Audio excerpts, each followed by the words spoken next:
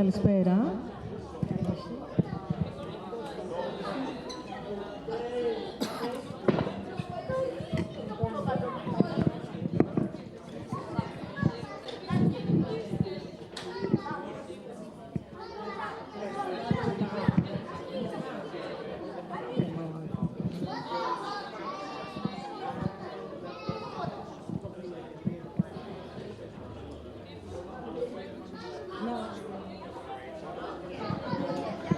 Καλησπέρα. Καλησπέρα. Γεια σας. Λοιπόν, ευχαριστούμε πολύ που είστε εδώ. Σας καλωσορίζουμε σε αυτή την εκδήλωση. Ελπίζουμε να απολαύσετε την ταινία. Σήμερα γιορτάζουμε την επέτειο της Σουδανικής Επανάστασης που έλαβε χώρα το Δεκεμβρίου του 2018. Τώρα θα ακούσουμε λίγα λόγια από ένα μέλος της συνέλευσης, δύο μέλη της συνέλευσης, για τη Σουδανική Επανάσταση και μετά θα μιλήσουν Σουδανοί ακτιβιστές και θα διαβάσουν κάποια ποίηματα. Λοιπόν, σας ευχαριστούμε πολύ που ήρθατε να στηρίξετε και να παρακολουθήσετε. Θα ξεκινήσουμε διαβάζοντας δύο κείμενα που έχει γράψει η συνέλευση στα ελληνικά, στη συνέχεια στα αγγλικά. Και μετά θα έχουμε παρεμβάσεις, θα διαβάσουν κάποια ποίηματα Σουδανοί ακτιβιστές διαδικτυακά και θα γίνει και μία παρουσίαση για τη Σουδανική Επανάσταση από μία φεμινίστρια Σουδανή ακτιβίστρια που θα παρέμβει και αυτή διαδικτυακά, μέσω Zoom. Θα ξεκινήσουμε με μία μικρή παρουσίαση της οπτικής που έχουμε εμείς για τη σημασία της Σουδανικής Επανάστασης. Πρέπει να λάβουμε υπόψη μας ότι ο τρέχον πόλεμος είναι περίπλοκος και έχει πολλές πτυχές, καθώς εμπλέκονται σε αυτόν διεθνείς, εθνικοί, αλλά και υποεθνικοί παράγοντες. Ο κάθε ένας εξ αυτών έχει τα δικά του γεωπολιτικά και οικονομικά συμφέροντα και προσπαθούν να προωθήσουν τη δική τους θέση. Το να περιγράψει κανείς αυτό το πόλεμο απλώς ως έναν εμφύλιο ή έναν εθνοτικό πόλεμο ή έναν πόλεμο δι' αντιπροσώπων, ενώ πράγματι διατηρούνται και εντοπίζονται όλα αυτά τα στοιχεία, δεν επαρκεί. Διότι στη δικιά μας ανάλυση, όταν το κάνουμε αυτό, αγνοείται η πραγματική απειλή που έθεσαν στο στρατιωτικό καθεστώς οι Επιτροπές Αντίστασης, οι Επιτροπές Γειτονιάς που διαμορφώθηκαν και δραστηριοποιούνταν πριν και κατά τη διάρκεια της Σουδανικής Επαναστάσεως. Δηλαδή, πρέπει να κρατήσουμε κατά νου ότι αυτός ο πόλεμος που γίνεται αυτή τη στιγμή στο Σουδάν δεν είναι μόνο ένας εμφύλιος πόλεμος, αλλά είναι και ένας αντιεπαναστατικός πόλεμος που προσπαθεί να καταστήλει τα αιτήματα και τη δυναμική των Επιτροπών Αντίστασης. Οι στρατιωτικές δυνάμεις που αποτελούσαν τη βάση και τους ακρογωνιαίους λίθους αυτής της δικτατορίας, της 30χρονης φονταμενταλιστικής δικτατορίας του καθεστώτος Ομάρ Αλ Μπασίρ, τα 30 χρόνια πριν πέσει το 2019, είναι δύο. Είναι οι Σουδανικές Ένοπλες Δυνάμεις, δηλαδή το SAF, Sudanese Armed Forces από τη μία, και από την άλλη είναι και οι δυνάμεις ταχείας υποστήριξης, το RSF, που είναι πρώην παραστρατιωτικές ομάδες που λεγόντουσαν Τζαντζαουίδ και μετασχηματίστηκαν και ενσωματώθηκαν στο Σουδανικό στρατό. Οι ίδιες αυτές οι εγκληματικές στρατιωτικές δυνάμεις αυτή τη στιγμή πολεμούν μεταξύ τους για να αποφασίσουν ποιος θα έχει την εξουσία στη χώρα. Από την Επανάσταση του Δεκεμβρίου, ένας από τους μεγαλύτερους φόβους όλων των στρατιωτικών και οικονομικών ελίτ ήταν ακριβώς αυτή η επαναστατική δυναμική που είχαν φέρει στην επιφάνεια οι Επιτροπές Γειτονιάς, οι Επιτροπές Αντίστασης. Και σε σημαντικό βαθμό, όπως αναφέρθηκε, ο τρέχον πόλεμος μπορεί να θεωρηθεί ως μία αντίδραση σε αυτό το λαϊκό αυτό-οργανωμένο επαναστατικό κίνημα που είχε διαμορφωθεί. Αυτές οι επιτροπές αποδείχθηκαν πιο αποτελεσματικές από τα παραδοσιακά πολιτικά κόμματα που δραστηριοποιούνταν εντός του Σουδάν, αλλά και από τα σωματεία και όλες τις συνδικαλιστικές οργανώσεις, γιατί κατάφεραν να κινητοποιήσουν τον κόσμο, να καλύψουν κοινωνικές και πολιτικές ανάγκες που δεν μπορούσαν να καλύψουν οι παραδοσιακές πολιτικές δυνάμεις.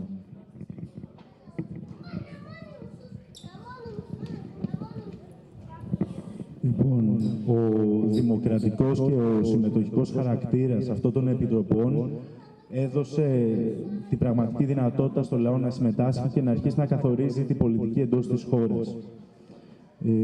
Και επίσης έφεραν κοντά πολλούς ανθρώπους που ανήκαν σε διαφορετικές φυλετικές και εθνοτικές ομάδες.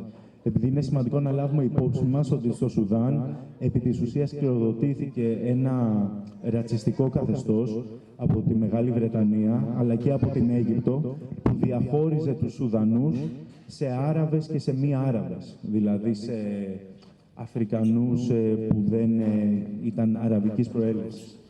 Και διατηρήθηκε επί της ουσίας ένας ρατσιστικός διαχωρισμός εντός της χώρας.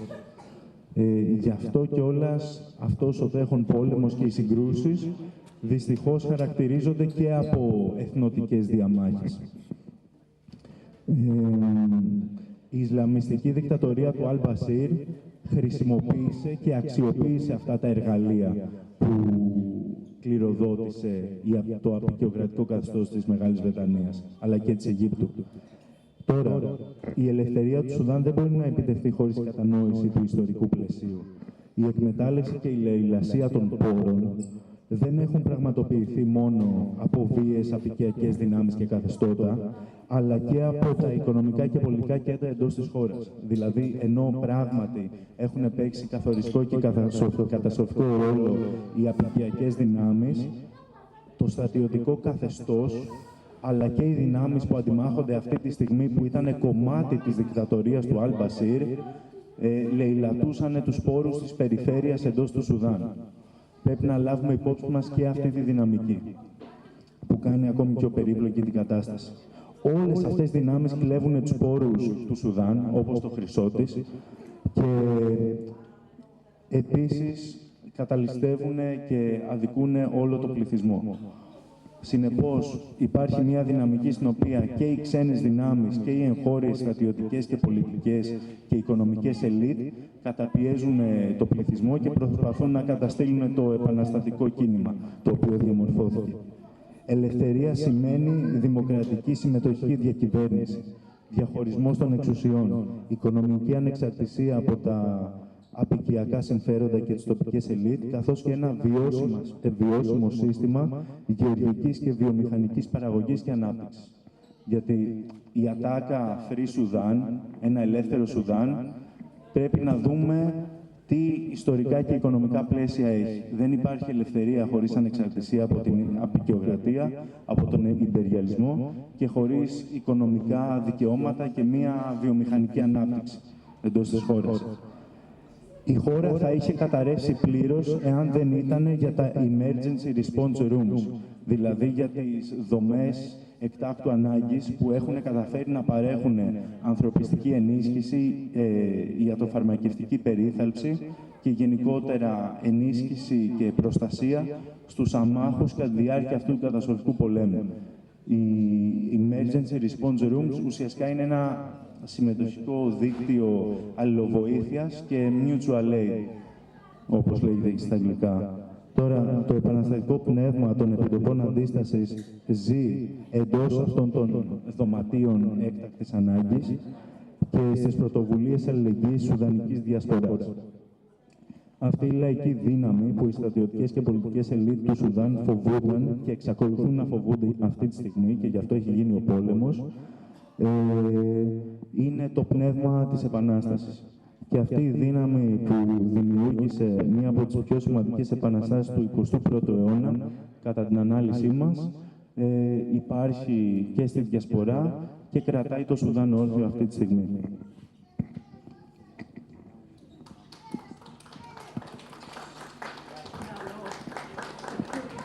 Ωραία, ευχαριστούμε πολύ. Και τώρα θα διαβάσουμε επίσης μία τοποθέτηση που έχει γράψει ένας σύντροφος, Σουδανός, που συμμετείχε στην Επανάσταση στο Σουδάν το 2019. Έχουμε και άλλους σύντροφους που συμμετείχαν στην Επανάσταση. Αυτός δεν μπορεί να είναι μαζί μας αυτή τη στιγμή και γι' αυτό διαβάζουμε το κείμενο που έγραψε. Λοιπόν, και θα το διαβάσω όσο πιο γρήγορα γίνεται, επειδή θα τα πούμε και στα αγγλικά και μετά έχουμε τους ομιλητές. Λοιπόν, κυρίες και κύριοι, φίλοι του Σουδάν και φίλοι της ελευθερίας παντού, σας μιλάω σήμερα όχι ως εκπρόσωπος, αλλά ως μέλος μιας γενιάς που βγήκε στους δρόμους το Δεκέμβριο, δηλαδή του 2018, γνωρίζοντας ότι το όνειρο μπορεί να μας κοστίσει τη ζωή μας. Αλλά βγήκαμε επειδή μια ζωή χωρίς αξιοπρέπεια δεν είναι ζωή. Συγκεντρωνόμαστε σήμερα στην Αθήνα, μια πόλη που έθεσε μεγάλα ερωτήματα για την ελευθερία και τη δημοκρατία, για να θυμηθούμε την ένδοξη επανάσταση του Δεκεμβρίου. Μια επανάσταση που δεν ήταν απλώς ένα σύνθημα ή μια φευγαλαία στιγμή, αλλά μια υπόσχεση που δώσαμε στους εαυτούς μας. Την υπόσχεση να μην δεχτούμε ποτέ την αδικία και να μην κληροδοτήσουμε, να μην μεταφέρουμε ποτέ το φόβο σε όσους θα έρθουν μετά από εμάς. Η Επανάσταση του Δεκεμβρίου γεννήθηκε μέσα από την οργή, την εξάντληση και ένα βαθύ αίσθημα αδικίας. Γεννήθηκε από τους δρόμους όπου οι πόρτες της ελπίδας ήταν κλειστές, από τα σπίτια που δεν υπήρχε πλέον αρκετό ψωμί ή ασφάλεια. Βγήκαμε στους δρόμους γνωρίζοντας ότι οι σφαίρες είναι αληθινές. Γνωρίζοντας ότι οι φυλακές δεν ήταν απλώς μία μεταφορά, αλλά μία πραγματικότητα. Αλλά βγήκαμε επειδή η σιωπή σήμαινε την απώλεια της πατρίδας μας για πάντα. Όταν οι αρχές μας αντιμετώπισαν με καταστολή, εμείς τις αντιμετωπίσαμε με ειρήνη. Η ειρηνική μας τάση δεν ήταν αδυναμία, αλλά μία συνειδητή ηθική επιλογή. Να μην γίνουμε αντίγραφα των καταπιεστών μας και να αποδείξουμε ότι όσοι σκοτώνουν άοπλους διαδηλωτές δεν έχουν δικαίωμα να κυβερνούν. Μέσα από αυτή την ειρηνική στάση σπάσαμε το φράγμα του φόβου, ανακτήσαμε τη φωνή μας και δηλώσαμε ξεκάθαρα ότι ο λαός είναι η μόνη πηγή νομιμότητας. Η αξία της Επανάστασης του Δεκεμβρίου για τη γενιά μας είναι ότι αποκατέστησε την αίσθηση ότι η χώρα μας ανήκει. Μας έμαθε ότι το κράτος δεν ανήκει στο στρατό ή στη ελίτ, αλλά είναι δικαίωμα του κάθε πολίτη, δηλαδή η συμμετοχή στη διακυβέρνηση. Και ότι η δικαιοσύνη δεν είναι μια απέτηση που μπορεί να αναβάλλεται διαρκώς, αλλά το θεμέλιο κάθε πιθανού μέλλοντος. Όλος ο κόσμος είδε την ομορφιά της Επανάστασης του Δεκεμβρίου. Γυναίκες στην πρώτη γραμμή των πορειών, τραγούδια και έργα τέχνης που έρχονταν αντιμέτωπα με σφαίρες. Νέοι που ονειρεύονταν μια διαφορετική πατρίδα. Γι' αυτό ο Δεκέμβριος ενέπνευσε τόσους πολλούς λαούς σε όλο τον κόσμο. Επειδή έδειξε ότι η αλλαγή μπορεί να είναι ανθρώπινη, μπορεί να είναι όμορφη, ειρηνική, ακόμη και υπό τις σκληρές αυτές συνθήκες. Εδώ είμαστε σήμερα, γη και κόρες της Επανάστασης του Δεκεμβρίου, συνεχίζοντας την πορεία μας για την επίτευξη των στόχων της Επανάστασης. Ένα πολιτικό, αστικό, δηλαδή με την έννοια του διαχωρισμού των εξουσιών και της προστασίας των δικαιωμάτων, δημοκρατικό κράτος, χωρίς θέση για την κυριαρχία των όπλων. Ένα ενιαίο επαγγελματικό στρατό υπό την εξουσία μιας εκλεγμένης πολιτικής κυβέρνησης. Όχι πολιτοφυλακές που διαιρούν τη χώρα. Και πραγματική δικαιοσύνη, συμπεριλαμβανομένης μιας γνήσιας μεταβατικής δικαιοσύνης που τιμά τους μάρτυρες, θεραπεύει τις πληγές των ζωντανών και βάζει ένα οριστικό τέλος στην ατιμωρησία. Θέλουμε μια πατρίδα που δεν μας αναγκάζει να μεταναστεύσουμε, που δεν μετατρέπει τα όνειρά μας σε βαλίτσες εξορίστων. Αλλά η πραγματικότητα στο Σουδάν σήμερα είναι οδυνηρά τραγική. Αυτό που συμβαίνει τώρα δεν είναι απλώς μια διαμάχη για την εξουσία, αλλά ένας πόλεμος εναντίον των πολιτών. Οι πόλεις βομβαρδίζονται, Οι γειτονιές αδειάζουν από τους κατοίκους τους, εκατομμύρια άνθρωποι αναγκάζονται να φύγουν από τις πόλεις τους και τα παιδιά μεγαλώνουν με το φόβο αντί να πηγαίνουν στο σχολείο. Αυτός ο πόλεμος δεν είναι η μοίρα μας, αλλά είναι το άμεσο αποτέλεσμα του παραμερισμού και της αδιαφορίας, δηλαδή από την πλευρά των ελίτ, προς τα αιτήματα της Επανάστασης. Είναι το αποτέλεσμα της διακυβέρνησης που επιτρέπει στα όπλα να υπερισχύουν της φωνής του λαού. Λέμε ξεκάθαρα και από μία θέση πόνου. Δεν υπάρχει ειρήνη όταν τα όπλα χρησιμοποιούνται ανεξέλεγκτα. Δεν υπάρχει κράτος με πολιτοφυλακές. Δεν υπάρχει μέλλον χωρίς δικαιοσύνη. Ο τερματισμός αυτού του πολέμου ξεκινάει με την υποστήριξη των αμάχων, με την αποστατιωτικοποίηση του κράτους και με το άνοιγμα του δρόμου προς μια γνήσια πολιτική μετάβαση που θα επιτύχει αυτό για το οποίο βγήκαμε στους δρόμους το Δεκέμβριο του 2018. Το μήνυμά μας προς τον κόσμο από την Αθήνα είναι απλό αλλά αποφασιστικό. Μην ζητάτε υπομονή από εμάς, ενώ αυτοί που μας σκοτώνουν ανταμείβονται με την κάλυψη του νόμου και με τη θεσμική τους νομιμοποίηση. Μην μιλάτε για σταθερότητα αν το τίμημα είναι το αίμα των αθώων. Σταθείτε στο πλευρό του Σουδανικού λαού, όχι στο πλευρό αυτών που σίγησαν τη φωνή του.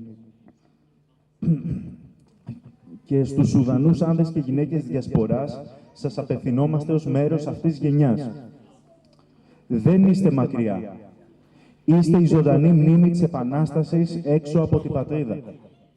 Οι φωνές σας στους δρόμους, στα κοινοβούλια, στα μέσα ενημέρωσης κάνουν πραγματική διαφορά. Μην αφήσετε την εξορία να σας στερήσει το αίσθημα της ευθύνης, ούτε την απελπισία να σβήσει τη φλόγα του Δεκεμβρίου.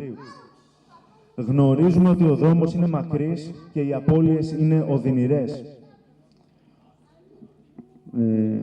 Αλλά γνωρίζουμε επίσης ότι η Επανάσταση του Δεκεμβρίου δεν έχει πεθάνει. Ζει σε όλους όσους αρνούνται να αποδεχτούν την αδικία, σε όλους όσους πιστεύουν ότι η πατρίδα μας αξίζει μια νέα ευκαιρία. Δόξα και αιωνιότητα στους μάρτυρες της Επανάστασης του Δεκεμβρίου. Ελευθερία στους κρατουμένους. Δεν υπάρχει ειρήνη χωρίς δικαιοσύνη. Δεν υπάρχει δικαιοσύνη χωρίς πολιτικό, αστικό, με την έννοια που περιέγραψα πριν, κράτος. Και ζήτω ο αγώνας του Σουδανικού λαού.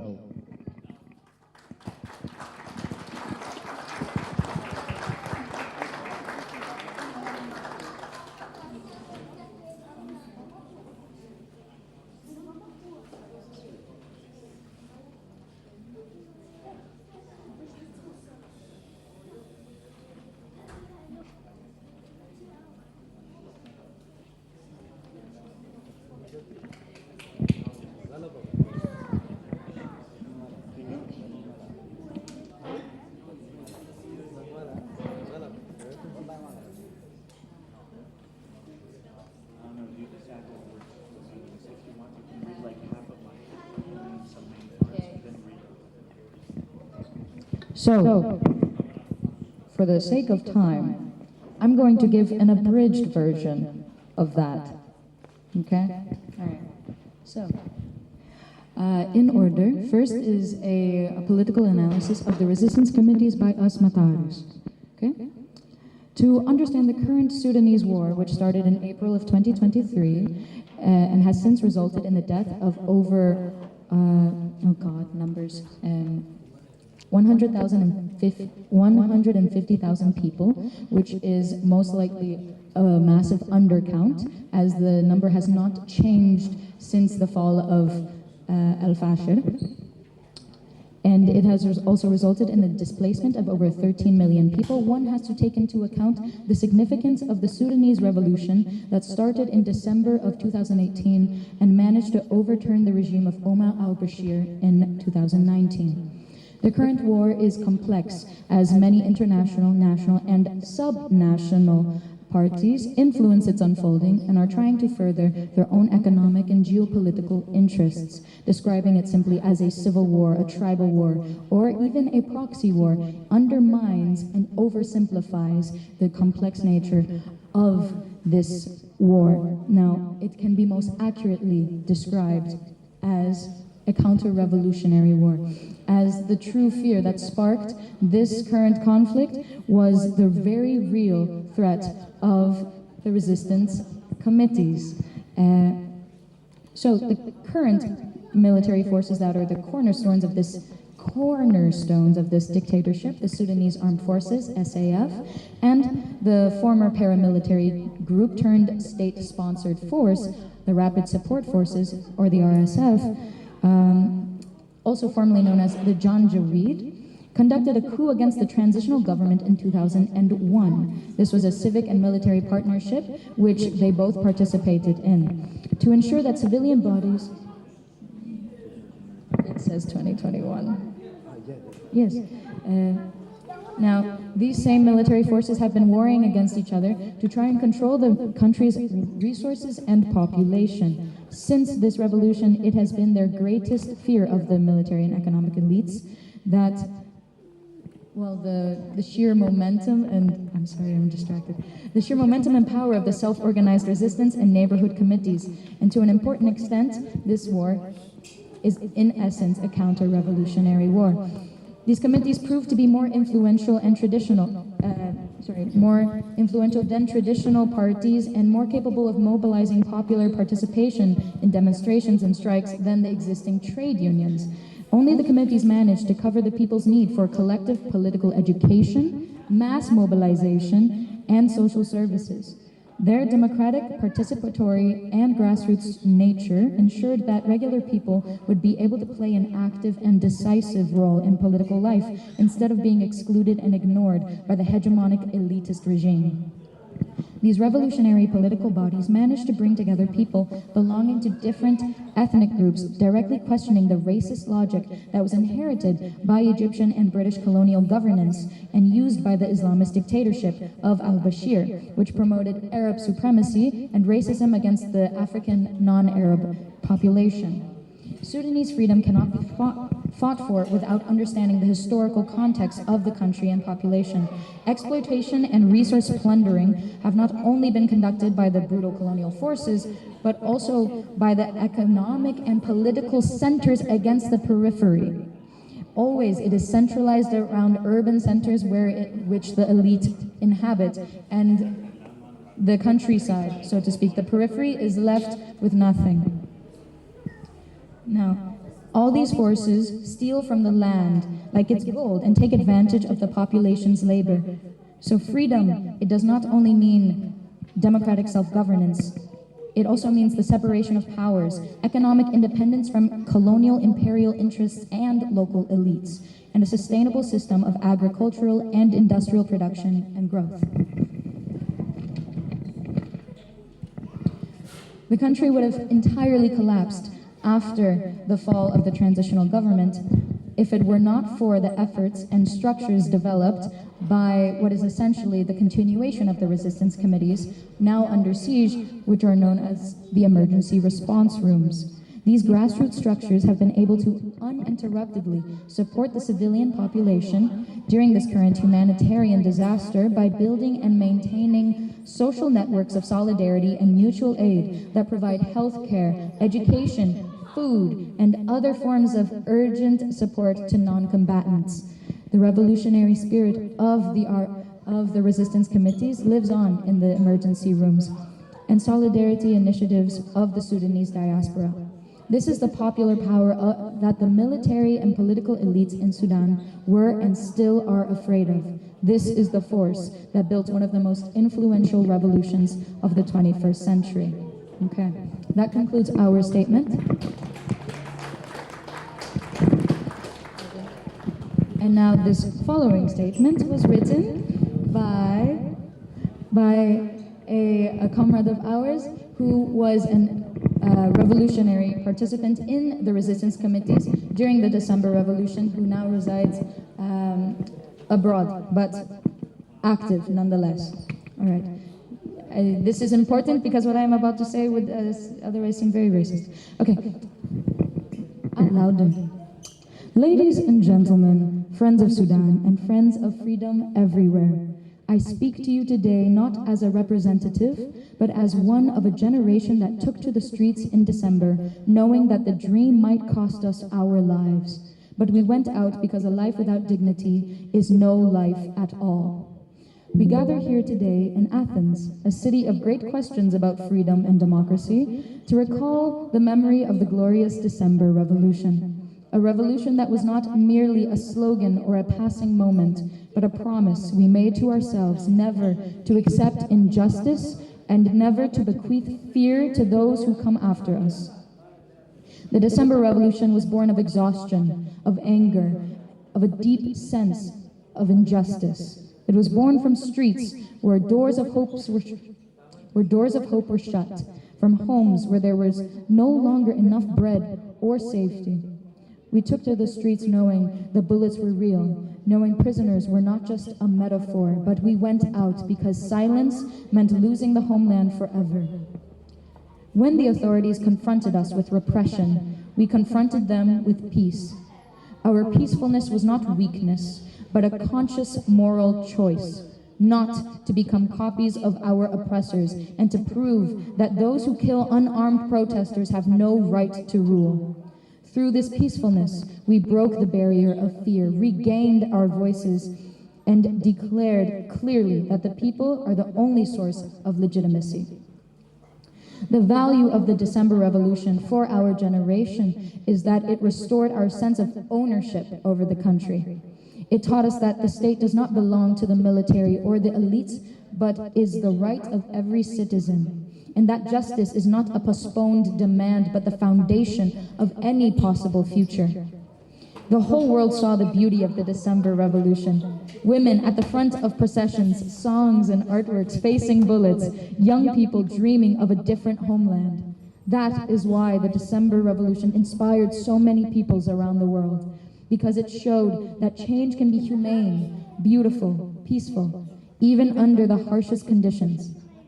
Here we are today, the sons and daughters of the December Revolution, continuing our march to achieve its goals, a civil, democratic state with no place for rule by the gun, a single professional military under the authority of an elected civilian government, not militias dividing the nation, and true justice, including genuine transitional justice that honors the martyrs, heals the wounds of the living, and puts a final end to this impunity. We want a homeland that does not force us to migrate, that does not turn our dreams into suitcases of exile. But the reality in Sudan today is painfully tragic. What is happening now is not merely a power struggle, but a war against civilians. Cities are bombed, neighborhoods emptied of their residents, millions forced to flee, and children growing up in fear instead of schools. This war is not destiny, it is the direct result of ignoring the demands of the revolution, of allowing weapons to overpower the voice of the people. We say clearly and from a place of pain, there is no peace with uncontrolled weapons. There is no justice without peace. There is no state without militias, and there is no future without justice. Ending this war by siding with civilians, by demilitarizing the state, and by opening the path towards a genuine civilian transition that achieves what we took to the streets for in December. Our message to the world from Athens is simple but decisive. Do not ask us for patience while those who killed us are rewarded with legitimacy. Do not speak of stability if its price is the blood of the innocent. Stand with the Sudanese people, not those who silenced their voice. And to the Sudanese in the diaspora, we address you as part of this generation. You are not far away. You are the living memory of the revolution outside the homeland. Your voices in the streets, in parliaments, in the media, they make a real difference. Do not let exile steal you from your sense of responsibility, nor let despair extinguish the flame of December. We know the road is long and the losses are painful, but we also know that December Revolution is not dead. It lives on in everyone who refuses to normalize injustice, and everyone who believes this homeland deserves a new chance. Glory and eternity to the martyrs of the December Revolution, freedom for the detained, no peace without justice, no justice without a civil state, and long live the struggle of the Sudanese people.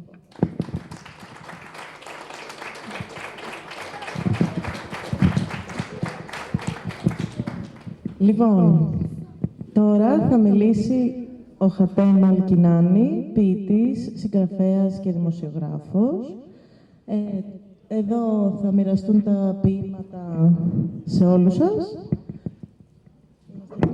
Are we ready?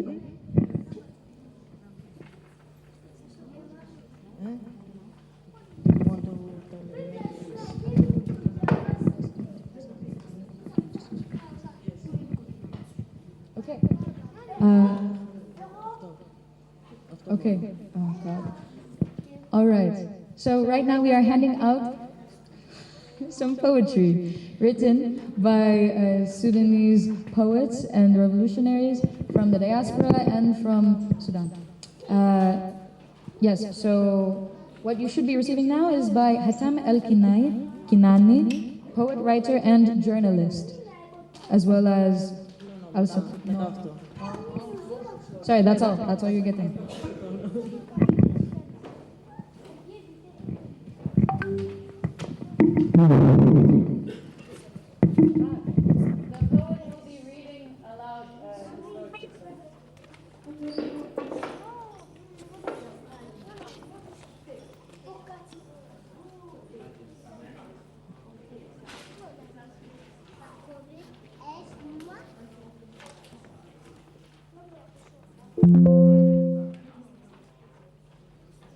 نعم سامعكم. نعم أتمنى الصوت يكون واضح.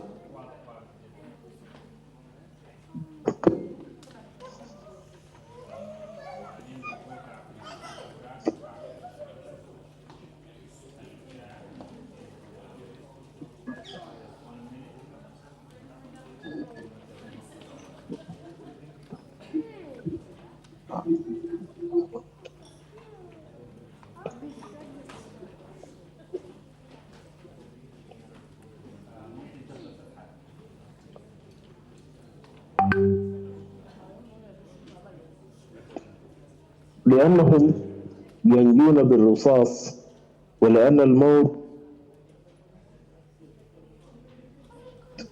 لا يقتلهم.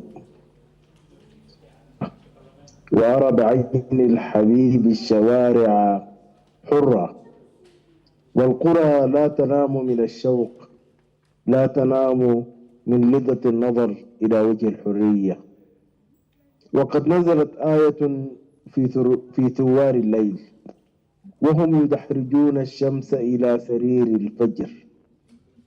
أساطير الصناعة يرقبون الموت كأنهم قناصوه. مهرجان الحياة حطابو الأسئلة نجارو الهتاف.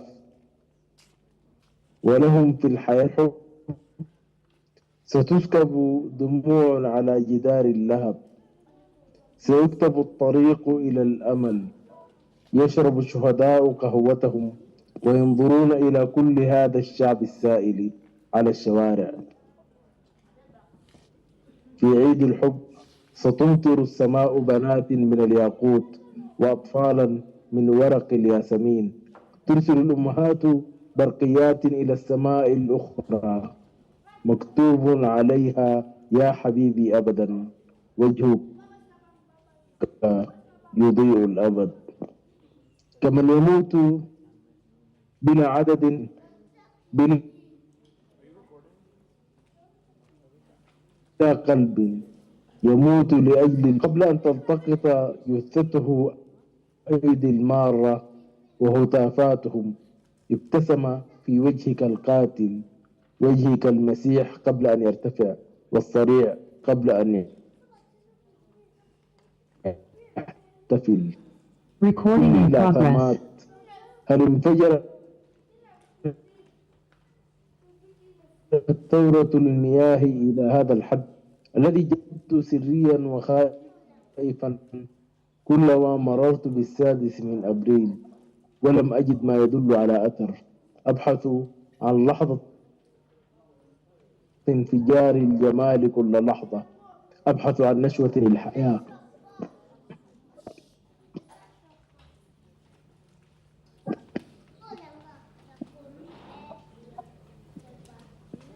هذا درس آخر تتعلمه كل يوم، أن تتفقد جواز السفر في الحقيبة كلما تذكرت أنك خارج البيت، خارج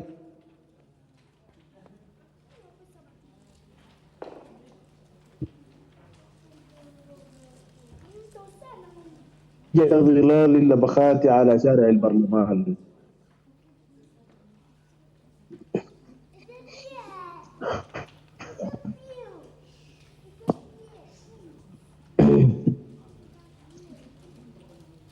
هذا درس آخر تتعلمه كل يوم، أن تتفقد جواز السفر في الحقيبة كلما تذكرت أنك خارج البيت، خارج ظلال اللبخات على شارع البرلمان، خارج الأماكن كلها والحنان كله.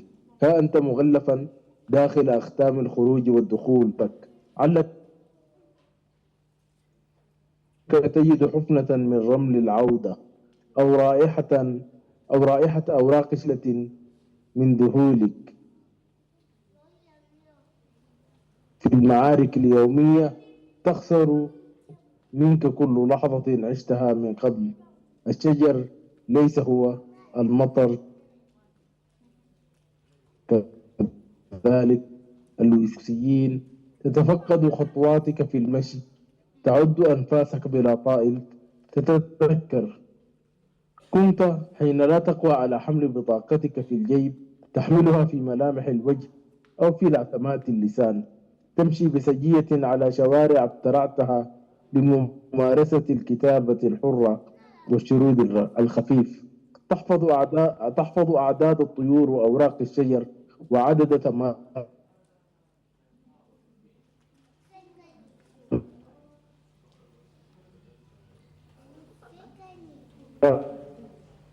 القطي النابت من تفاعل ذراتها في عصبك العاري، تتلذذ برائحة الطعام المعد للغداء في ظهائر اختلط فيها النعاس بالأنس. في العصار البريئة تتكسر أشعة الشمس على فساتين البنات، فتوقظ أشجان لاعبي كرة القدم التائهين قبل أن يصلوا إلى بيوتهم. ليلا تنطلق آهات عثمان حسين من الراديو مخترقة سماوات عشاق أبلغ أعمارهم في انتظار أطياف تزورهم على عجل ثم تمضي بلا وعد. لكن ما الذي حدث؟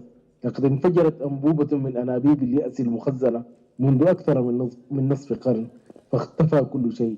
تحولت الطيور وأوراق الشجر وخضرة الليمون وطعم القهوة ورائحة الحناء وصوت عثمان حسين وتغريدات البنات وأشجان اللاعبين وقشور الطين إلى غبار. تحولت اللبخات والأسرة والوسائد ودعاش المطر والهواء والمياه إلى دموع، وتحول الأصدقاء إلى قتلى أحياء.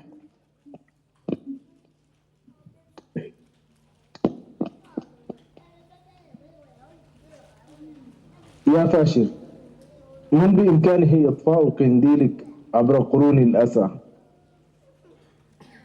قبل 110 سنوات تقريبا نال الجنود نهاياتهم المستحقة في برنجية، وصنعت الميارم طعاما سائغا من الجماجم قبل أن تنفث حملة وينجت غضبها. كانت الطيور حينها تفرط في مدائحها، وأطباق الموائد تتزخرف في الأيدي وتتهيأ لعرس الأبطال. 150 رجلا من الغزاة اتجهوا إلى الجبال الغربية حيث جنات الله في أرضه، يتعقبون رجلا واحدا أعلن استقلاله ومجده الشعبي في مقامرة اقترحها ضد العالم المشغول بحرب أخرى في الشمال المجنون. يا فاشر، انهضي من رماد الأمل، فلأجلك تتطاول المآذن لتصرخ بصوتك وحيدا في مواجهة طبول الموت. لأجلك يتخلق صلصال الدمع والطين ونسف تراب ولا تحين مناص. لأجلك يا فاشر تشد رحال الرجاء وتعتق أرواح من محنة الطين لأجلك يا سيدة المدن وتاج البلدات. يهول الرعاة الرمال حولك يقتسمون هوائك غنيمة، يحيلون الأمل إلى رماد، وتحني الرياح رأسها ليمر الناس بسلام. شكرا.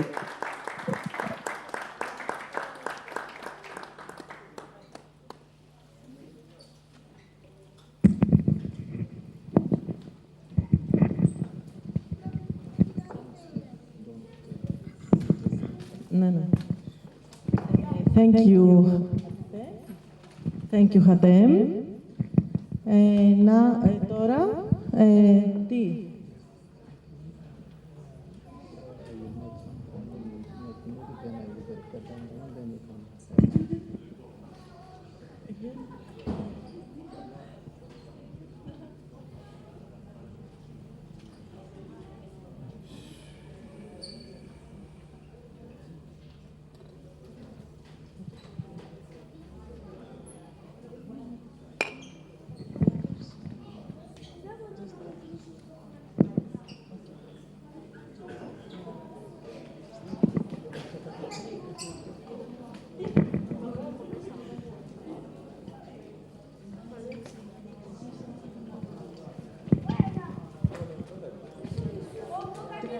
Ευχαριστούμε πολύ, Χατέμ, που ήσουν μαζί μας και διάβασες αυτά τα ωραία ποίηματα.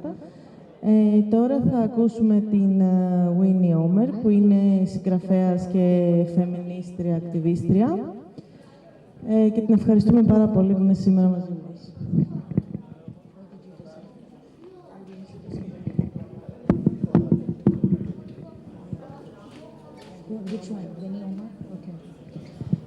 Okay, thank you to Hatem for reading to us. Now, Recording stopped. Now, I would like to introduce our next speaker, Winnie Omar. She is a writer and feminist activist who studied sociology and anthropology and then proceeded to pursue a master's degree in human rights. For the past 10 years, she has worked as a part of the Sudanese civil society. Her work and activism focuses on the protection of women and girls, feminist knowledge, production, social movements, and political violence. Her writings on youth activism in Sudan, women and state violence, and interpreting heritage from post-colonial perspectives have been published as chapters in various publications. She is a co-founder and editor of Farida Feminist Magazine. We welcome her now to speak for us.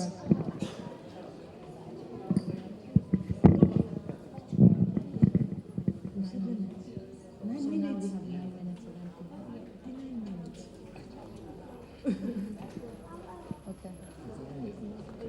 Can I switch? This should have been said to me. I have 3 minutes. Okay. So this will take a few moments for us to reconnect with the Zoom. We beg your patience. Yes, and we will do a short recess. You can read the poetry. We will be back in perhaps 5 to 10 minutes. Thank you.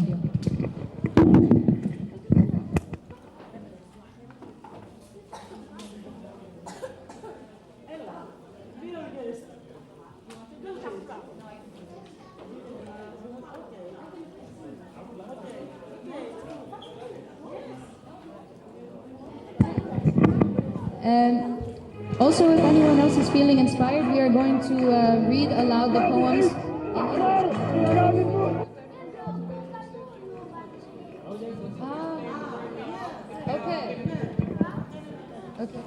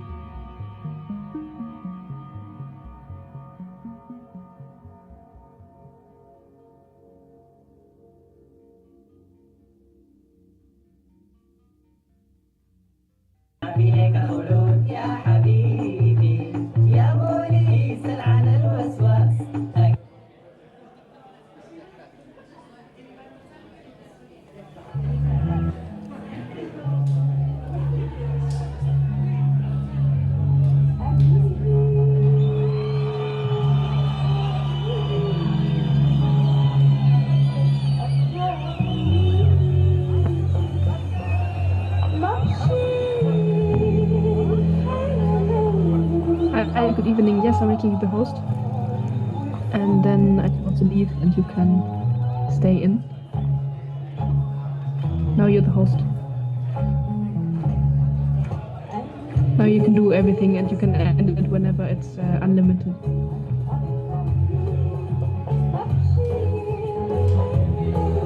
All right.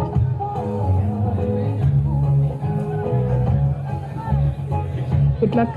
Hello, yes. I'm here. Ito Salani, can you hear me? Salani.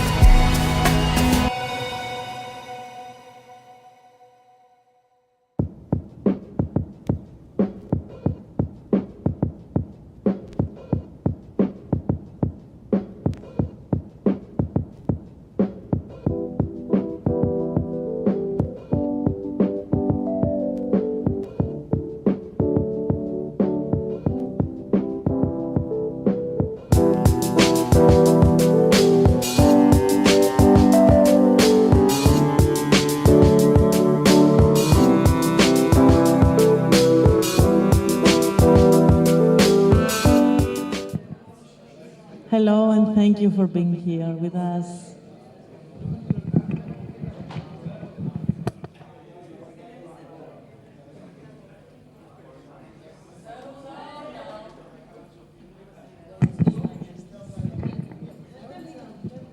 Okay. Hello. So now the activist whom we introduced earlier, Winnie, she is now online and ready to deliver a presentation to us. So if you may find your way back to your seats and find your way into an attentive silence, she will now begin. Winnie, can you hear us? Yes, I can hear you very well. Bravo. Okay, please take us away.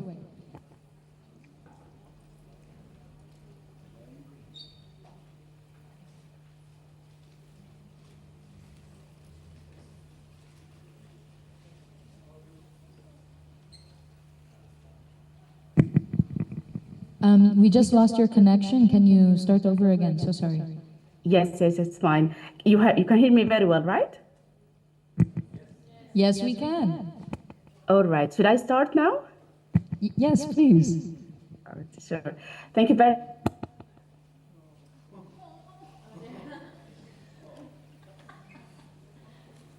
by, of course, thanking Mataris group for organizing this event on the 7th anniversary of this December revolution. I want also to start or begin by affirming my solidarity with Sudanese refugees in Greece who are now facing criminalization, and also all other refugees who are facing criminalization, torture, kidnapping, and death because of the EU border policies and externalization of borders as well. And of course, this is very much linked to what's happening now in Sudan. Maybe you all know what is the relationship between the EU generous and the war now in Sudan, and how the externalization of borders and weaponization of borders has led us to this moment now in Sudan.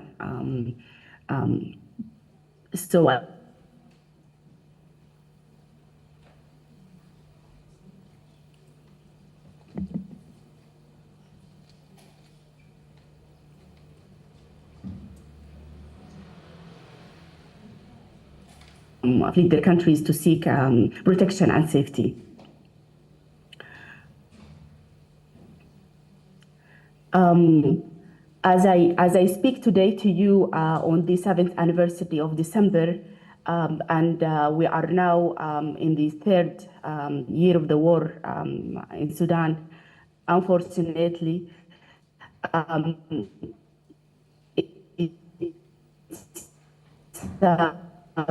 it's very time of the revolution, and how it gives us all the right to dream, and the right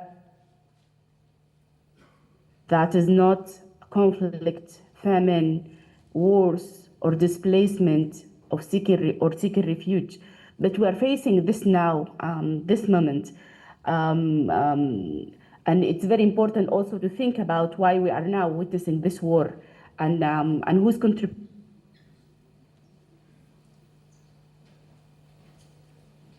But to start with the December Revolution and how it is really built on the legacy of the revolutions and uprisings and popular activism in Sudan that give us that political imagination and give us that revolutionary discourse. And of course, women, if we can just photo, for example, that was the funeral of Ahmed al-Qurashi, who was killed in campus in October 1964.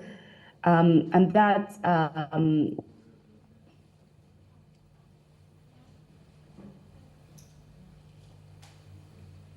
unions and political parties and professional associations as well. And this legacy and these photos also representing how women also built on that kind of movement that started building itself even before the independence in Sudan, where women's political participation started as part of the national liberation movement to liberate Sudan from the British colonialism, basically. Of course, the legacies of revolutions such as October 1964 that I just saw a photo from, and April Revolution in 1980, widespread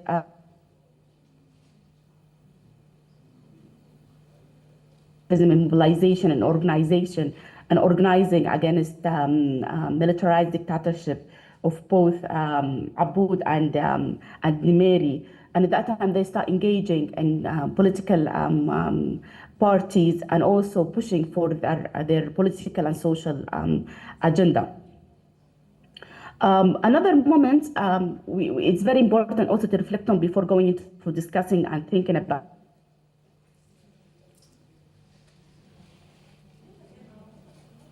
the militarized dictatorship of the Islamists, where we have seen there is a combination of political Islam ideology with militarization, with repression, with austerity measures as well, where both social and economic policies are laid out against women's autonomy and agency and independence, and against communities' sovereignty over their resources as well. So for 30 years,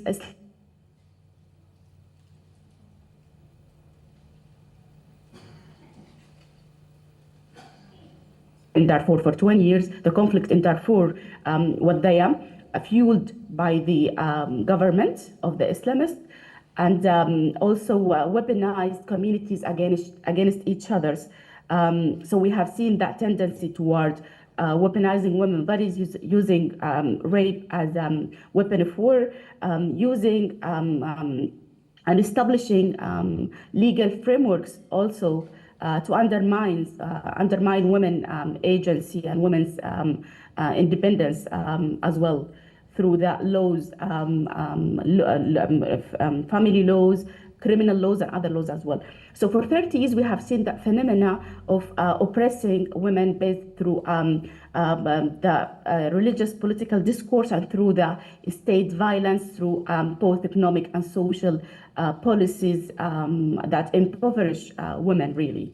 And that tells us why we have seen many women joining the marches and mobilize for the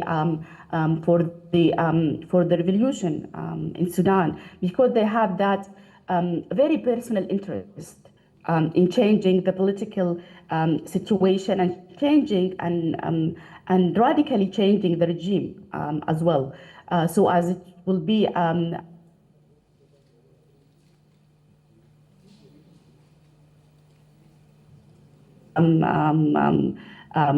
regime, or having a government or policy makers who are supporting women's rights, supporting their autonomy, supporting their dignity, and also supporting their right for access to the key and main rights and freedoms, basically.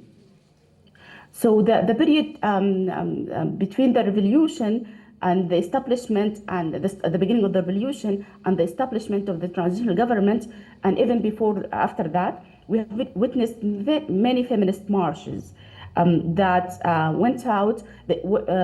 Feminist groups and women's rights groups organized themselves to push for their political and social agenda, such as political participation, for women's protection. We have seen many incidents of domestic violence at that time, and also for more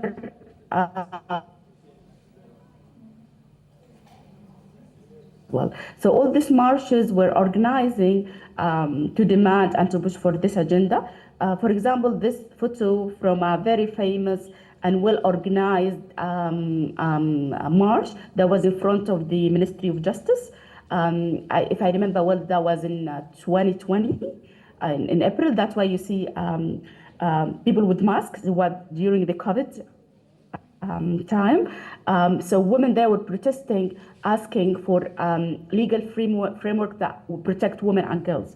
And during that time, during COVID lockdown, reading and witnessing many incidents of women and girls being killed by and many other incidents as well of femicide. So, and that pushed and calling for women's protection and for the state role in changing policies and protecting women in private spheres, such the family sphere, basically. And here we also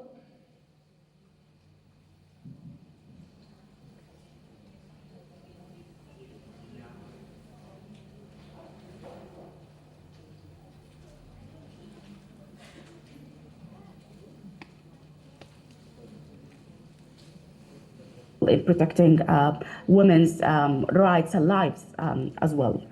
And that follows by many other marches and protests, memos being addressed to the government and different ministers and ministries and policymakers and political parties, engagement with resistant committees and other groups also for pushing for such agenda, basically. So the activism around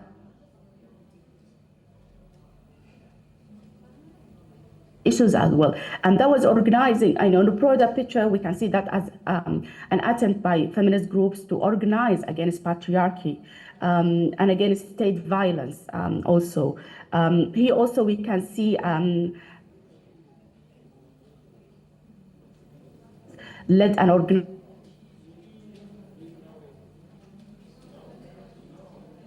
2021 when both RSF and South Rapid Support Forces and together, and they led a coup against the civilian government, basically. When at that time, many activists have been arrested in this protest against the military coup. So in this photo, we see women leading a protest to ask for the release of those who have been arrested. And also they were leading that protest also to say that we don't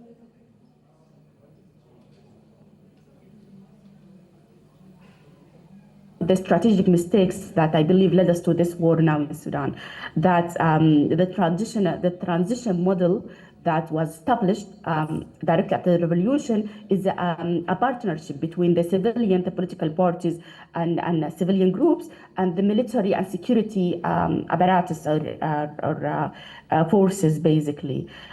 So in this other slogan, they were saying like no partnership, no compromise, and no negotiation with the security sector forces, and no going back into that partnership with them, basically. And that was in October 2021.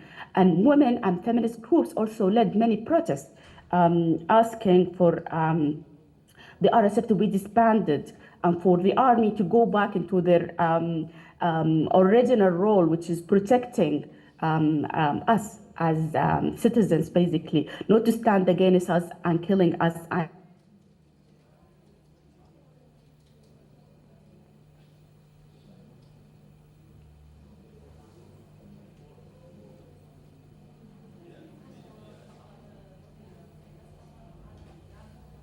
Organizing for it as well. So what happened is that since the beginning of the war in Sudan, women have been targeted by sexual violence and rape and blackmailing, and we saw that blackmailing of sex for food in Khartoum and in South Kordofan and other.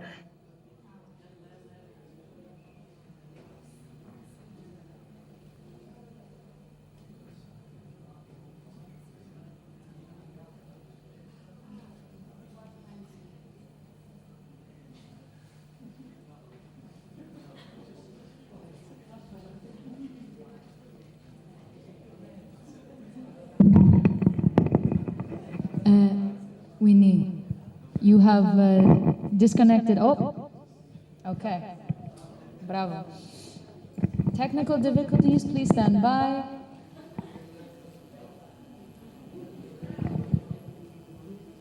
Okay, there's nothing to do.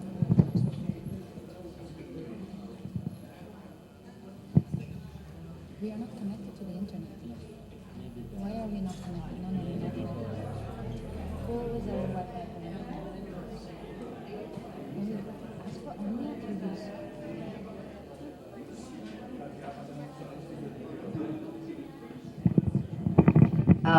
That they. Hello, Winnie. Unfortunately, Standing against the war, basically. Winnie, hello. Can you hear? Yeah, yes, I can. Yes, I can hear you. So we disconnected here on our end for a moment. Could you sort of restart from the beginning of this slide, I think? Please. I'm so sorry for the trouble. Hello? Yes, can you hear me? Yes, we can hear you now, but we disconnected, so we didn't hear most of this slide. So if you can start from the beginning, this would be great. Of this slide. From the beginning? Of this slide, just this slide, what you were saying from the beginning. This one? Yes. Yes, I thought that you start from the beginning. Not all over again. Sure. People have places to be. Thank you. No. All right. Thank you so much. So yes, sure. So I was speaking about this specific photo where women are organizing and mobilizing to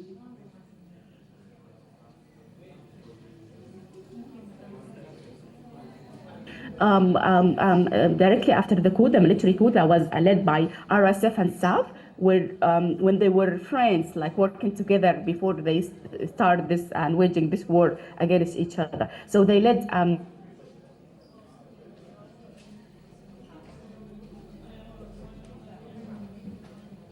And I was also speaking and reflecting on the transitional document and transition model that was adopted in Sudan after the revolution, which is legalized that kind of partnership. Winnie, you keep freezing, which is a connection on our side. It's a problem on our side. During the military coup? But are you, maybe if you turn off your camera, it will be easier because less images are flowing. Sure. Thank you so much. So sorry. It's better now. Okay, sure. Yeah.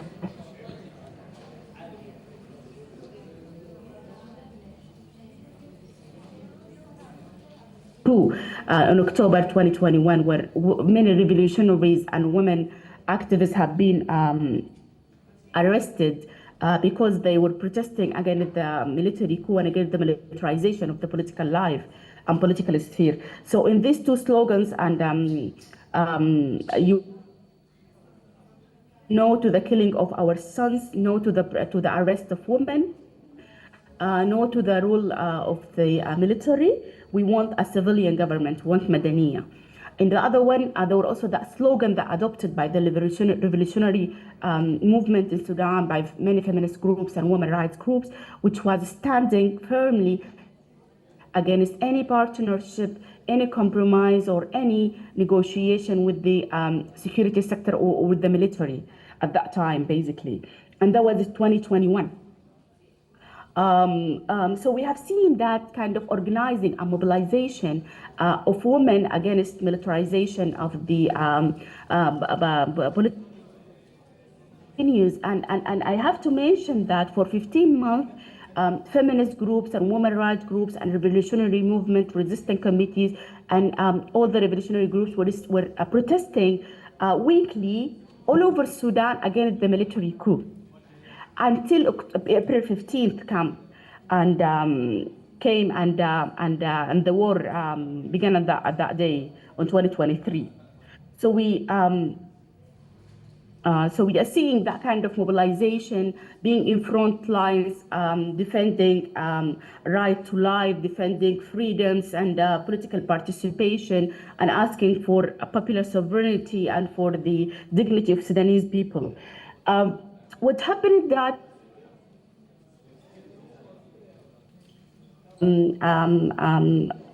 the price of being politically active and being very much engaged in politics. Women's bodies have been used as a weapon of this war. Rape have been used massively by RSF and also SAF as a weapon in this war. Women have been mass killed, ethnically profiled. Their movement have been restricted. They have been all the time labeled as cooperators or collaborators.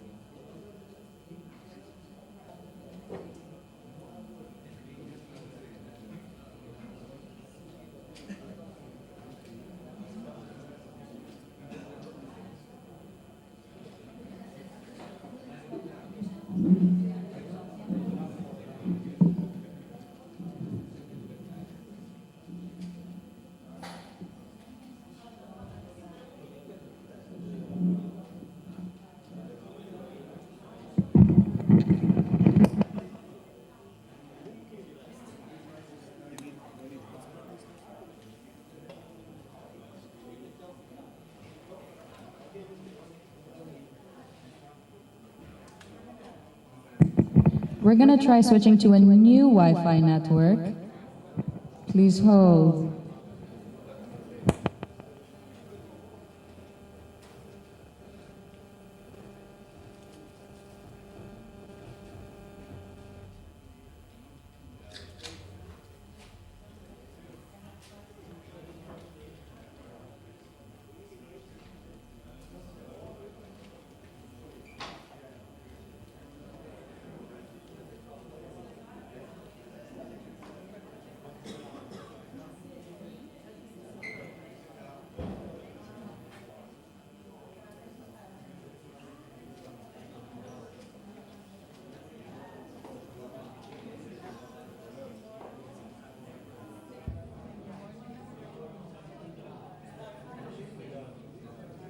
Yes, can you hear me now? Yeah. Now I know when you leave, it means that you don't hear me, so I just stopped. So, all right, I'll continue. So I was just speaking about how the war impacted and affected women negatively. It impacted their body autonomy, their safety, their security, their well-being, and everything. But at the same time, we have seen them never stopped from engaging in supporting their communities and in supporting mutual aid groups. Here we see a photo of emergency response rooms where there is a community kitchen, and they are all working together in providing for their communities a daily meal. But also we have seen how the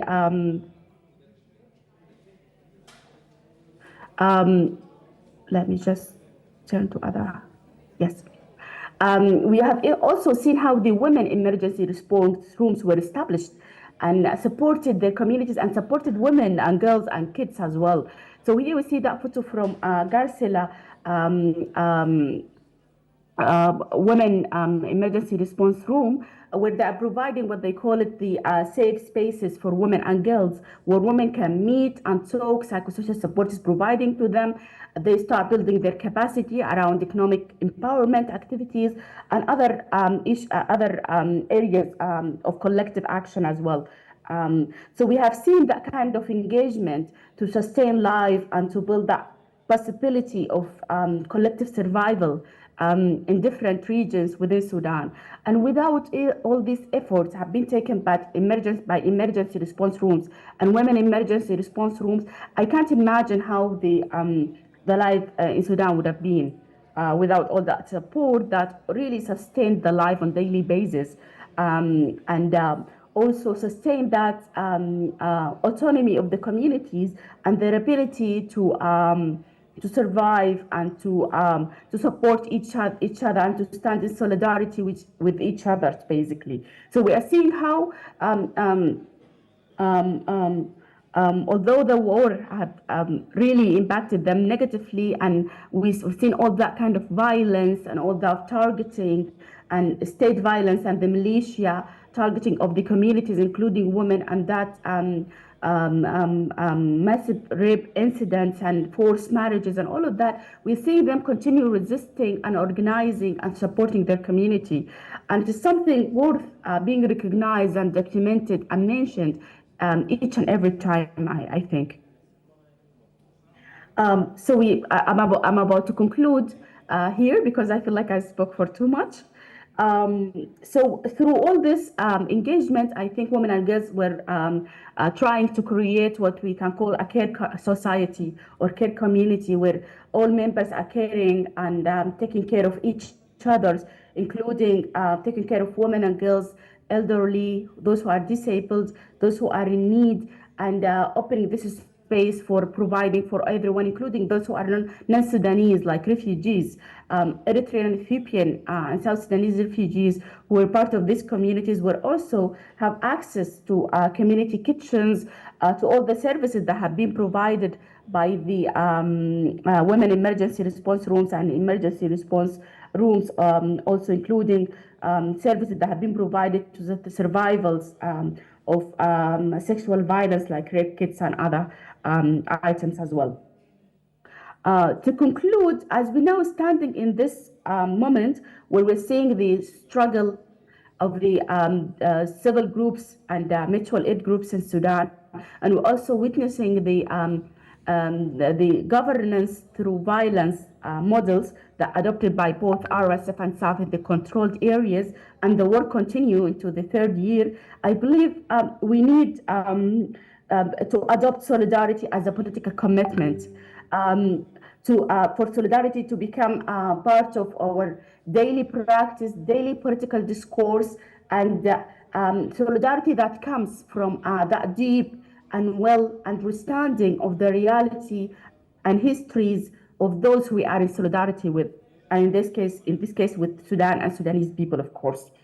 I think also what is needed is to situate this war in Sudan within a broader frame that accommodates the impact of the regional and international colonial forces and imperial forces and their agenda and interest in Sudan. Since the beginning of the war, many activists have been speaking about the role of the UAE, the Emirates, in the war in Sudan by supporting RSF, and the role of other actors, including Egypt and other actors, in supporting SAF as well. So looking into such dynamics, looking into also how the Emirates is getting their weapons. Many reports have also disclose how British and Canadian weapons have been seen and used during the conflict in Sudan and used by RSF, basically. It means that they have been sold to the Emirates. So understanding how the regional and international dynamics and interest and agenda are played out in Sudan is quite important in supporting the Sudanese case to stop this war and to establish a political reality where sovereignty, both people's sovereignty and dignity are the key, basically.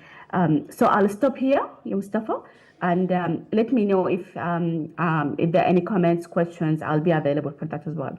Thank you very much, and thanks again for having me.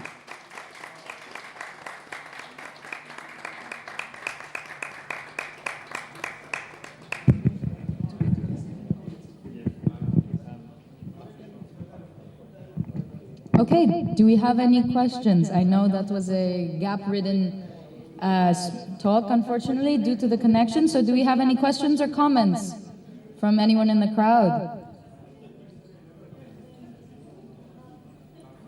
I'll take that as a no. Okay, in which case?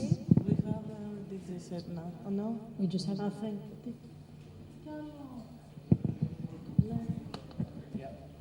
Is it online? If I do an introduction now, will it be online?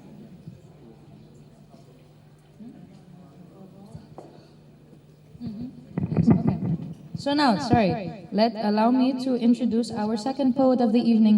His poetry was also handed out earlier. It is the single page one. His name is Al-Sadiq Al-Radi. He is a Sudanese poet and journalist currently residing in London. He is a well-published poet. Please enjoy. Ευχαριστούμε.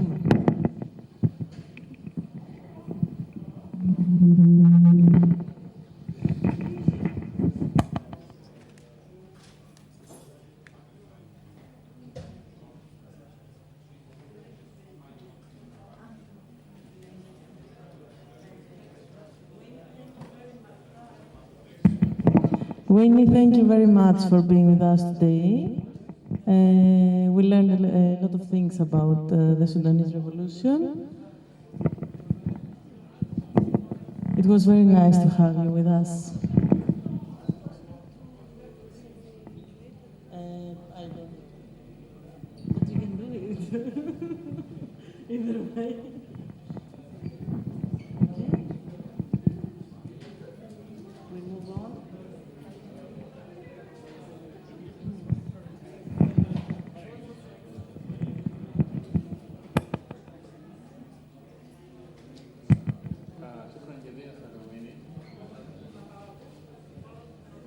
العفو.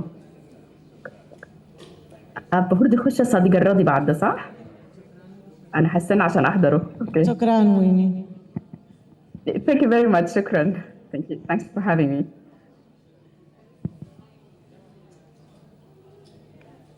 الصادق جبال دخل وطلع تاني فهو بيكون مستني. Lovely. Can you just inform the people? They don't know. You don't inform them this is another paper for him. That phrase for that.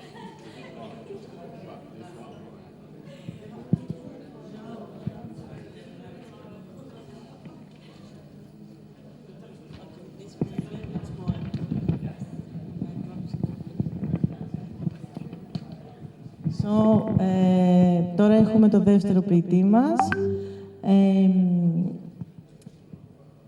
Το ένα φιλόδοξο από αυτά που σας μοιράστηκαν έχει το ποίημα My Corpse in the River, το οποίο και θα μας διαβάσει.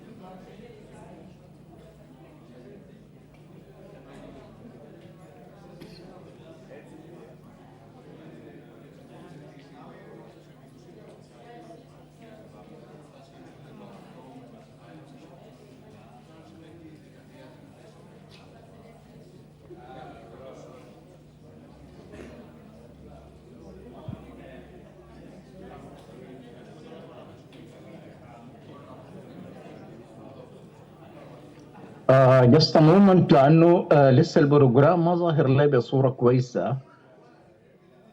يعني كويس انه انا سامع صوتك لكن ما قادر اشوف انه انا اقدر افتح المايك ولا اقفل الكاميرا ولا افتحها ولا انا وين وظاهره لي. لانه في الاب بتاعي بيقول لي لاودينج ستيل بيقول لي لاودينج. ما اعرف جست مومنت. كويس انا حاول تاني اللينك على اساس انه طوالي يدخلني لكم في الايفنت يعني. أنا بس ما قادر أشوف بحيث إنه أقدر أتحكم، بحيث إنه هل الساعة ما أعرف الكاميرا فاتحة ولا قافلة. ما أعرف يعني. just a moment، أنا حأضغط اللينك تاني من أول وجديد.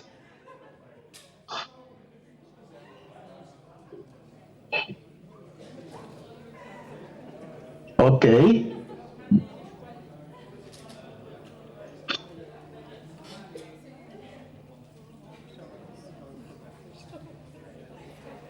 هلو. اوكي كده ده كلام كويس جدا جدا. تمام، انا جاهز، بس لانه واضح انه في مشكله في الشبكه وكده، فخايف انه لو فتحت الكاميرا ممكن تضاعف الاتصال ولا كده. فبدل نغامر I think we can start like this way.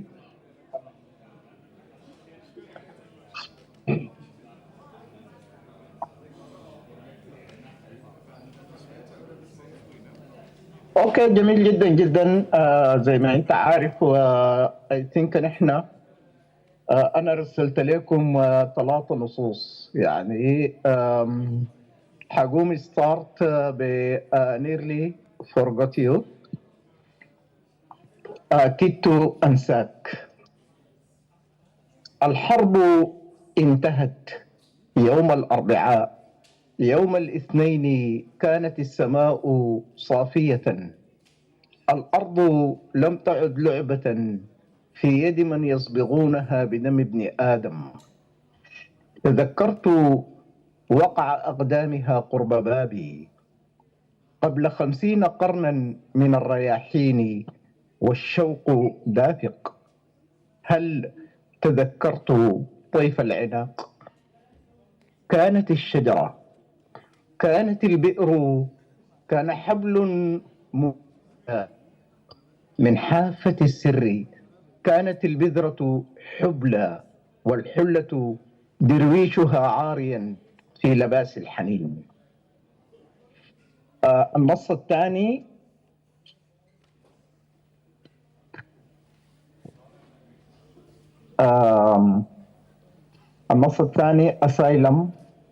أسايلم بيبا، أوراق اللجوء. 25 عاما أنفقتها نقدا في حانة المنفى، أدرس جمجمة الوقت على طاولة صدئة. هتف لي عنصر الساكسفون من حنجرة الأبدية، من ندم أسبق. هتفت بي خسارة اليوم، ما المنفى؟ السابق بيت الطين، رائحة التبغ تأذن للصباح أن يطل. كوب الشاي، لغو الجيران والصحيفة، نصب الأمل على سارية العزم، نسيان مجزرة الأمس، طهو المساء، توقع يوم جديد. النظام أتلف يومك، رأس مالك وقت على مقلب النفايات. الكأس الخامسة أو 5 صباحا في غرفة الفندق، ثمة من تشرب الوقت، لا تعبر الكأس حاسرة الرأس أو تعبر القبلة فارغة الكأس.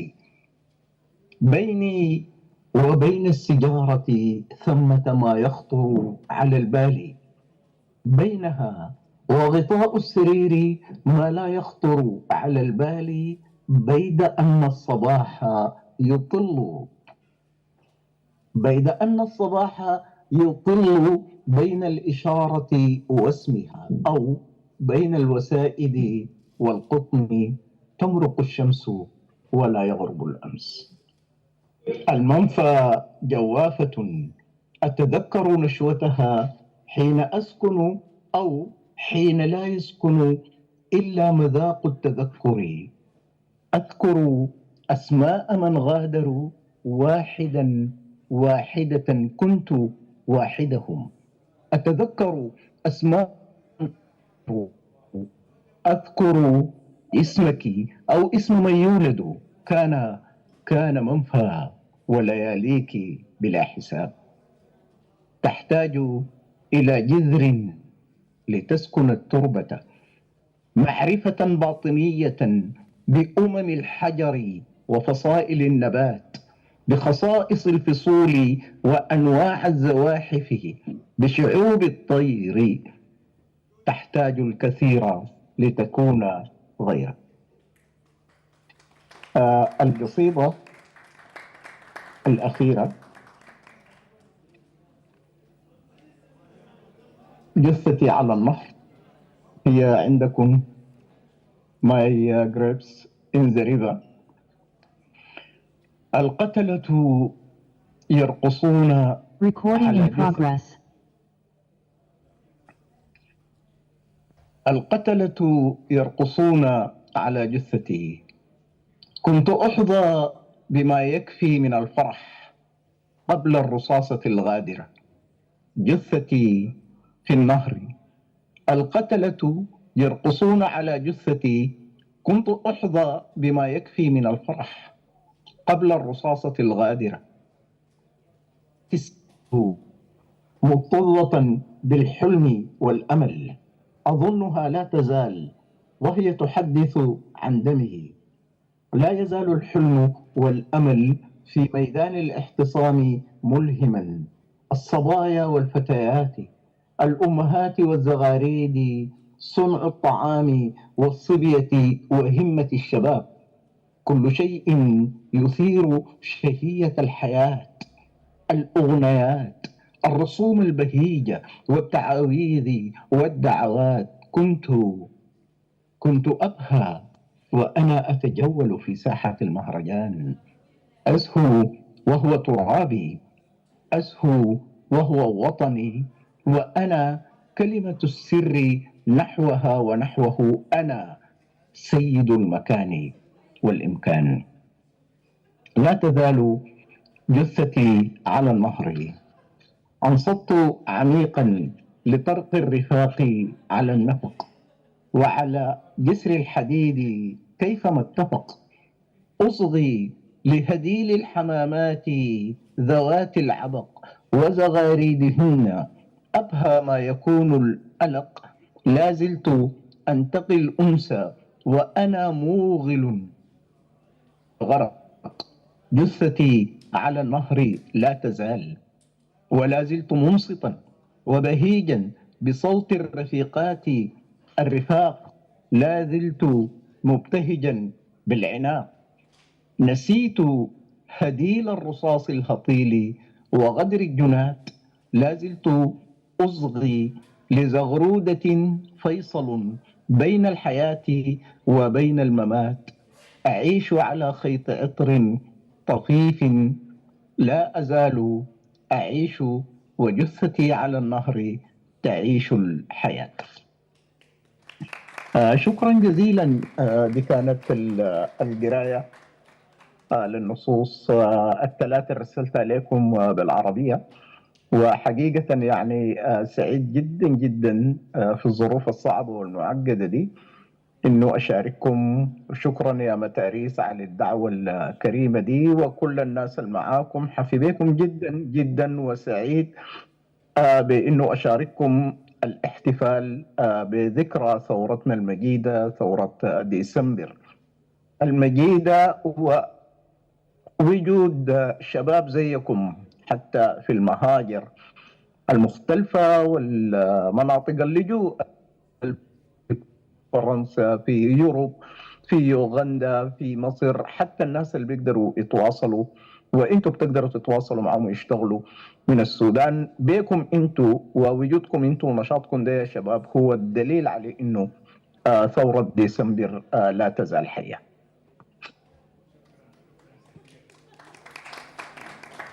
تسلموا كثير، وأديكم المساحة تواصلوا الفعالية بتاعتكم، وأتمنى إنه المساهمة البسيطة اللي عملتها لكم دي تكون على مستوى التوقع. فأنا حأطلع وأترك لكم المساحة تواصلوا الفعالية بتاعتكم دي، على أمل إنه نتواصل في فعاليات مقبلة.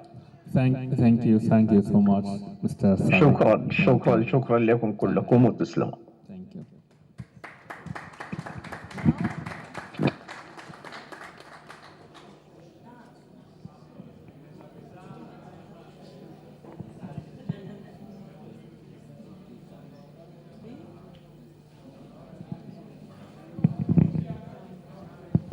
Okay.